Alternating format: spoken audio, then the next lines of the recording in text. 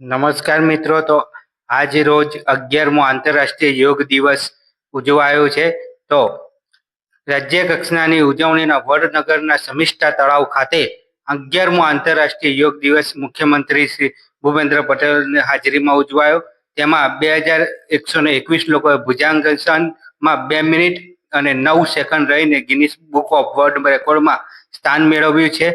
મિત્રો, ભુજાંગાસન એટલે કે કોબ્રા રીતના જે યોગ કરવામાં આવે છે તેને ભુજાંગાસન કહેવામાં આવે છે.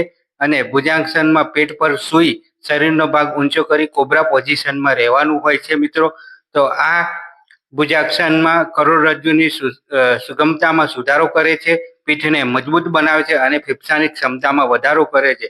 અને આપણા પ્રધાનમંત્રી 11મા આંતરરાષ્ટ્રીય યોગ દિવસે રાષ્ટ્રીય કક્ષાની ઉજવણી આંધ્રપ્રદેશના વિશાખાપટ્ટનમ ખાતે કરવામાં આવે છે. મિત્રો, અને ત્યાં આગળ 11મા આંતરરાષ્ટ્રીય યોગ દિવસની theme yoga for one earth one health તરીકે ઉજવાય છે. અને આપણા ગુજરાતમાં સ્વસ્થ ગુજરાત, મેદસ્વીતા મુક્ત ગુજરાત તરીકે ઉજવાયો છે. આ દિવસની શરૂઆત સંયુક્ત રાષ્ટ્રમાં સપ્ટેમ્બર 2014માં 21 જૂને યોગ દિવસ તરીકે ઉજવવામાં ભારતના પ્રસ્તાવ મૂકવામાં થઈ હતી. અને મિત્રો, 193 માંથી 173 દેશોનું સમર્થન આપણા દેશને મળ્યું છે.